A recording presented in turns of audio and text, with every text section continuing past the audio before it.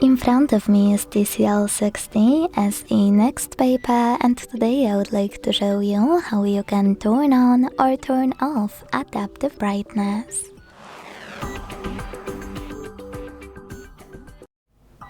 Begin by opening Devices Settings.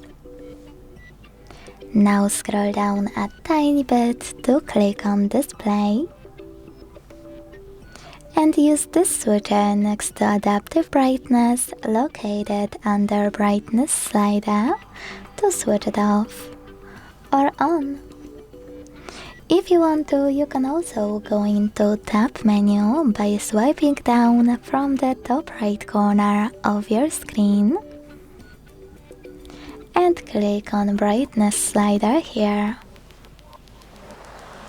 When you see this eye icon, that means that auto brightness is on. To turn it off, tap on the same shortcut until you see this sun icon. Thanks so much for watching. If you enjoyed this video, don't forget to leave a like, comment and subscribe. Bye!